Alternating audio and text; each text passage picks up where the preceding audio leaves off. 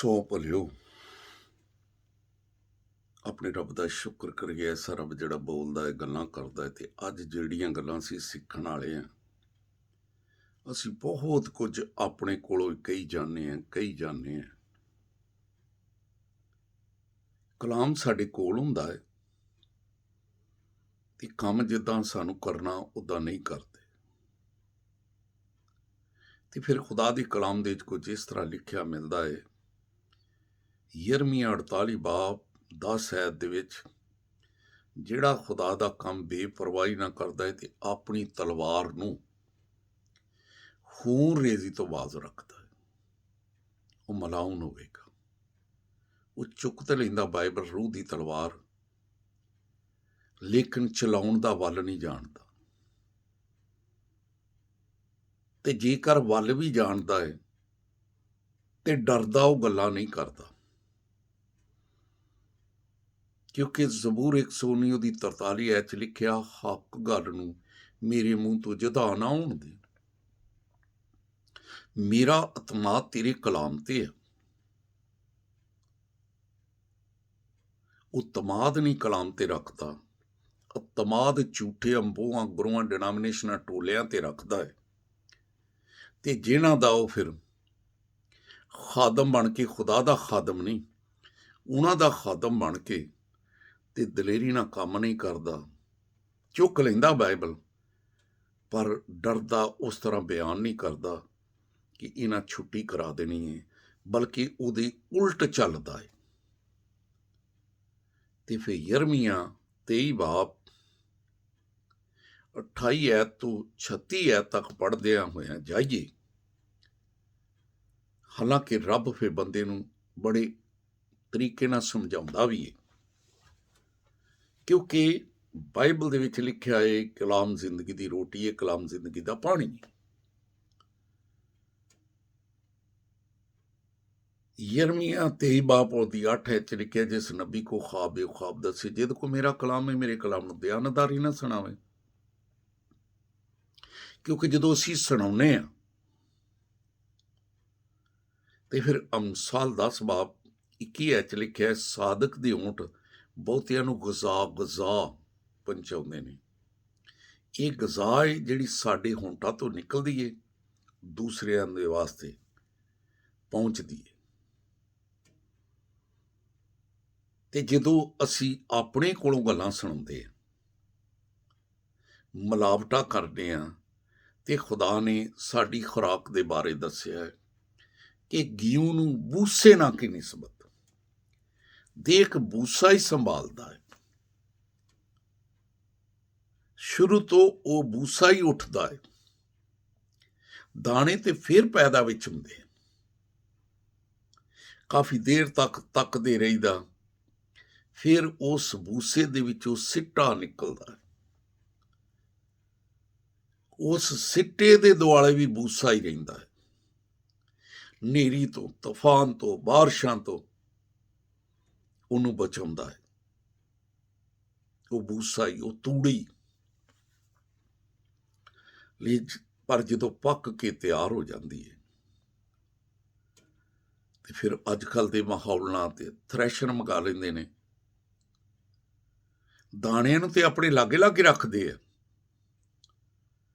ਤੇ ਉਸ ਤੂੜੀ ਨੂੰ ਉਹ ਥ੍ਰੈਸ਼ਰ ਉਡਾ ਕੇ ਮਾਰਦੀ ਦੂਰ, ਤੇ ਫਿਰ ਉਹਨੂੰ ਉੱਥੇ ਹੀ ਛੱਡ ਆਉਂਦੇ, ਉੱਥੇ ਹੀ ਲਿੰਬ ਦਿੰਦੇ। ਪਰ ਕਣਕ ਨੂੰ ਘਰ ਲੈ ਆਉਂਦੇ ਆ ਕਿ ਇਹ ਸਾਡੇ ਖਾਣ ਵਾਲੀ। ਉਹਨੂੰ ਫਿਰ ਮਾਈਆਂ ਧੋਂਦੀਆਂ, ਬਣਾਉਂਦੀਆਂ, ਛੱਟਦੀਆਂ, ਸੁਕਾਉਂਦੀਆਂ, ਫਿਰ ਚੱਕੀ ਤੇ ਭਿਉਂਦੀਆਂ, ਫਿਰ ਵੀ ਜਦੋਂ ਘਰ ਆਉਂਦਾ ਹੈ ਤੇ ਛਾਨਣੀ ਨਾਲ ਛਾਣਦੀਆਂ ਉਸ ਆਟੇ ਨੂੰ। ਜਦੋਂ ਆਟਾ ਬਣ ਜਾਂਦਾ ਹੈ ਫਿਰ ਉਹਦੀ ਰੋਟੀ ਬਣਾ ਕੇ ਤੇ ਖਾਂਦੇ ਹੋ। ਤੇ ਜਿਹੜੀ ਜ਼ਿੰਦਗੀ ਦੀ ਰੋਟੀ ਹੈ, ਇਹਦੇ 'ਚ ਮਿਲਾਵਟਾਂ ਕਰਦੇ ਹੋ, ਇਹਨੂੰ ਚਰਾਉਂਦੇ ਹੋ, ਆਪਣੀਆਂ ਦੱਸਦੇ ਹੋ। ਤੇ ਫਿਰ ਰੱਬ ਵੀ ਬੰਦੇ ਨੂੰ ਕਹਿੰਦਾ, ਬੰਦਿਆ ਤੂੰ ਚੋਰ ਹੋ ਗਿਆ, ਚੋਰ, ਤੂੰ ਖਾਦਮ ਨਹੀਂ ਰਿਹਾ, ਤੂੰ ਮੇਰੀਆਂ ਗੱਲਾਂ ਚਰਾਉਣਾ ਏ, ਆਪਣੀਆਂ ਦੱਸਣਾ ਏ, ਆਪਣੇ ਦਿਲਾਂ ਦੇ ਇਲਹਾਮ ਬਿਆਨ ਕਰਨਾ ਏ। ਉਹ ਤੈਨੂੰ ਨਹੀਂ ਪਤਾ ਯਰਮੀਆ ਦੀ ਮਾਰਫਤ ਤੇ ਮੈਂ ਆਖਿਆ ਸੀ, ਜਿਸ ਨਬੀ ਕੋ ख्वाब ਏ ਉਹ ख्वाब ਦੱਸੇ, ਜਿਹਦੇ ਕੋ ਮੇਰਾ ਕਲਾਮ ਏ, ਮੇਰੇ ਕਲਾਮ ਨੂੰ ਦਿਆਨਤਦਾਰੀ ਨਾ ਸੁਣਾਵੇ। ਇਹ ਦਿਆਨਤਦਾਰੀ ਏ ਕਿ ਮੇਰੀਆਂ ਗੱਲਾਂ ਚਰਾਉਣ ਡਿਆਂ, ਆਪਣੀਆਂ ਦੱਸਣ ਡਿਆਂ। ਤੇ ਫਿਰ ਰੱਬ ਬੰਦੇ ਨੂੰ ਕਹਿੰਦਾ ਮੇਰੀ ਤੇਰੀ ਚੱਲ ਸੋ ਚੱਲ ਹੋ ਗਈ, ਉਹ ਮੁਖਾਲਫਤ ਪੈ ਗਈ। 31 ਐਤ 32 ਐਤ 33 ਐਤ 34 ਐਤ ਕਹਿੰਦਾ ਮੈਂ ਤੇਰੇ ਘਰਾਣੇ ਨੂੰ ਵੀ ਸਜ਼ਾ ਦੇਣੀ ਹੈ। ਔਰ 36 ਐਤ 'ਚ ਫਿਰ ਰੱਬ ਕਹਿੰਦਾ ਏ ਤੇਰੀਆਂ ਗੱਲਾਂ ਨਹੀਂ ਤੇਰੇ ਉੱਤੇ ਭਾਰ ਪਾ ਦੇਣਾ। ਰੱਬ ਕਹਿੰਦਾ ਤੂੰ ਮੇਰੇ ਕਲਾਮ ਨੂੰ ਵਿਗਾੜਿਆ, ਮੇਰੇ ਕਲਾਮ ਨੂੰ। ਉਹ ਭਰਾਵਾ ਬੱਚੇ ਦਾ ਬਪਤਿਸਮਾ ਲੋਕਾਂ ਦੇ ਵਿਗਾੜਿਆ ਹੈ ਕਲਾਮ ਹੀ। ਕੋਈ ਬਾਈਬਲ 'ਚ ਜ਼ਿਕਰ ਨਹੀਂ ਗਾ, ਕੋਈ ਨਹੀਂ ਇਹ ਡਰਦੇ। ਹਾਲਾਂਕਿ ਮੈਂ ਕਸ਼ਫ 22:18 'ਚ ਲਿਖਿਆ ਤੂੰ ਇਸ ਨਬੂਤ ਦੀ ਕਿਤਾਬ ਦੇ ਵਿੱਚ ਨਾ ਕੁਝ ਵਧਾਵੀਂ ਤੇ ਨਾ ਘਟਾਵੀਂ, ਵਰਨਾ ਇਹਦੇ ਵਿੱਚ ਮੈਂ ਲਿਖੀਆਂ ਸਾਰੀਆਂ ਆਫਤਾਂ ਤੇਰੇ ਤੇ ਨਾਜ਼ਲ ਕਰਨੀਆਂ। ਆਫਤਾਂ ਤੋਂ ਵੀ ਨਹੀਂ ਡਰਨ ਡੇ।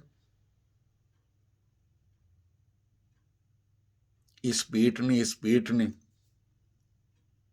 ਜਿਹੜਾ ਸਾਡਾ ਖੁਦਾ ਬਣਿਆ, ਅਸੀਂ ਰੱਬ ਤੇ ਤਵੱਕਲ ਹੀ ਨਹੀਂ ਕਰਦੇ, ਹੱਕ ਦੀ ਗੱਲ ਹੀ ਨਹੀਂ ਸੁਣਾਉਂਦੇ। ਹਾਲਾਂਕਿ ਪਹਿਲਾ ਕਰੰਥੀਓ 9:14 'ਚ ਲਿਖਿਆ ਹੈ ਇਸੇ ਤਰ੍ਹਾਂ ਖੁਦਾਵੰ ਨੇ ਮੁਕਰਰ ਕੀਤਾ ਹੈ ਕਿ ਜਿਹੜਾ ਖੁਸ਼ਖਬਰੀ ਸੁਣਾਵੇਗਾ ਉਹੋ ਹੀ ਬੰਦਾ ਖੁਸ਼ਖਬਰੀ ਦੇ ਵਸੀਲੇ ਗੁਜ਼ਾਰਾ ਕਰੇਗਾ। ਤੇ ਖੁਦਾਵੰ ਨੇ ਮੁਕਰਰ ਕੀਤਾ। ਅਸੀਂ ਕਹਿੰਦੇ ਨਹੀਂ ਖੁਦਾਵੰ ਨੇ ਪਤਾ ਨਹੀਂ ਮੁਕਰਰ ਕੀਤਾ ਕਿ ਨਹੀਂ ਕੀਤਾ। ਆ ਝੂਠੇ ਅੰਬੋਆਂ ਗੁਰੂਆਂ ਡਿਨਾਮੀਨੇਸ਼ਨਾਂ ਟੋਲਿਆਂ ਕੋ ਤਾਂ ਸਾਨੂੰ ਮਿਲਦਾ ਹੀ ਹੈ ਨਾ, ਉਹ ਜਿਹਨਾਂ ਦੀਆਂ ਗੱਲਾਂ ਕਰਕੇ ਅਸੀਂ ਬੱਚਿਆਂ ਨੂੰ ਬਪਤਿਸਮੇ ਦਈ ਆਉਂਦੇ ਤੇ ਮੁਜਰਮ ਬਣਾਈ ਆਉਂਦੇ। ਹਾਲਾਂਕਿ ਮਲਾਕੀ 2 ਬਾਬ ਉਹਦੀ 9 ਐਤ ਦੇ ਵਿੱਚ ਲਿਖਿਆ ਹੈ ਕਿ ਮੈਂ ਤੈਨੂੰ ਲੋਕਾਂ ਦੀ ਨਜ਼ਰ ਵਿੱਚ ਜ਼ਲੀਲ ਤੇ ਹਕੀਰ ਕਰਨ ਡਿਆ। ਕਿਉਂ ਕਰਨ ਡਿਆ? ਕਹਿੰਦਾ ਤੁਸੀਂ ਸ਼ਰ੍ਹਾ ਦੇ ਮਾਮਲਾਤ ਦੇ ਵਿੱਚ ਰੂਦਾਰੀ ਕਰਦੇ ਹੋ, ਮਿਲਾਵਟਾਂ ਕਰਦੇ ਹੋ। ਆਪਣੀ ਖੁਰਾਕ ਨੂੰ ਵੀ ਕਿੱਦਾਂ ਖਾਣਾ ਹੈ, ਜਿਹੜੀ ਜ਼ਿੰਦਗੀ ਦੀ ਰੋਟੀ ਵਿੱਚ ਮਿਲਾਵਟਾਂ ਕਰਨਾ ਹੈ, ਰੂਦਾਰੀ ਕਰਨਾ ਹੈ। ਅਰਦਾਸ ਹੈ 'ਚ ਲਿਖਿਆ ਹੈ ਕਿ ਆ ਸਾਡਾ ਸਾਰੇ ਦੇ ਇੱਕੋ ਪਿਓ, ਕਿ ਇੱਕੋ ਖੁਦਾ ਤੋਂ ਅਸੀਂ ਪੈਦਾ ਨਹੀਂ ਹੋਏ।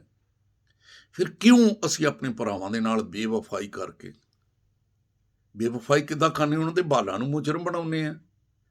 ਉਹ ਲਿਖਿਆ ਯਿਸੂ ਮਸੀਹ ਕਹਿੰਦਾ ਜਿਹੜਾ ਈਮਾਨ ਲਿਆਵੇ ਉਹ ਬਪਤਿਸਮਾ ਨੇ ਉਹ ਨਜਾਤ ਪਾਏਗਾ, ਜਿਹੜਾ ਈਮਾਨ ਨਾ ਲਿਆਵੇ ਉਹ ਮੁਜਰਮ ਠਹਿਰਾਇਆ ਜੂ। ਬੱਚਾ ਤਾਂ ਵਿਚਾਰਾ ਈਮਾਨ ਹੀ ਨਹੀਂ ਲਿਆਉਂਦਾ। ਤੇ ਫਿਰ ਭਰਾਵਾਂ ਨਾਲ ਬੇਵਫਾਈ ਨਹੀਂ ਕਰਦੇ। ਕਿਉਂ ਆਪਣੇ ਭਰਾਵਾਂ ਨਾਲ ਬੇਵਫਾਈ ਕਰਕੇ ਤੇ ਆਪਣੇ ਬਾਪ ਦਾਦਾ ਦੀ ਅਹਿਦ ਦੀ ਯਾਨੀ ਕਲਾਮ ਦੀ ਲਿਖਿਆ ਬੇਹੁਰਮਤੀ ਕਰਦੇ ਹੋ, ਜਿਸ ਦੇ ਬਾਰੇ ਜ਼ਬੂਰ 138 ਉਹਦੀ 2 ਐਤ 'ਚ ਲਿਖਿਆ ਖੁਦਾ ਨੇ ਆਪਣੇ ਕਲਾਮ ਨੂੰ ਹਰ ਨਾਂ ਤੋਂ ਜ਼ਿਆਦਾ ਅਜ਼ਮਤ ਬਖਸ਼ੀ। ਅਜ਼ਮਤ ਜਿਸ ਨੂੰ ਰੱਬ ਇੱਜ਼ਤ ਦੇਣ ਡਿਆ, ਅਜ਼ਮਤ ਦੇਣ ਡਿਆ, ਅਸੀਂ ਉਹਨੂੰ ਰੱਦ ਕਰਨੇ। ਰੱਦ ਤੇ ਰੱਬ ਤੇ ਆਸ ਰੱਖਣੇ, ਰੱਬ ਨਹੀਂ ਰੱਦ ਕਰੇਗਾ। ਨਹੀਂ, ਮਰਕਸ ਦੀ ਇੰਜੀਲ 7 ਬਾਬ 6 ਐਤ ਤੋਂ 9 ਐਤ ਤੱਕ ਪੜ੍ਹੋ। ਖੁਦਾਵੰਦ ਯਿਸੂ ਮਸੀਹ ਨੇ ਆਖਿਆ, ਯਸਾਇਆ ਨਬੀ ਨੇ ਹਜ਼ਾਰਾਂ ਸਾਲ ਪਹਿਲਾਂ ਆਖਿਆ ਸੀ, ਲੋਕਾਂ ਦੀ ਹਾਲਤ ਅਬਲੀਸ ਇਦਾਂ ਦੀ ਕਰ ਦੇਗਾ ਕਿ ਹੋਂਠਾਂ ਤੋਂ ਤਜ਼ੀਮ ਕਰਨਗੇ, ਇਹਨਾਂ ਦਾ ਦਿਲ ਦੂਰ ਹੋਊ, ਇਹ ਬੇਫਾਇਦਾ ਪਰਸਤਿਸ਼ ਕਰਨਗੇ, ਕਿਉਂਕਿ ਇਹ ਇਨਸਾਨੀ ਅਹਿਕਾਮ ਦੀ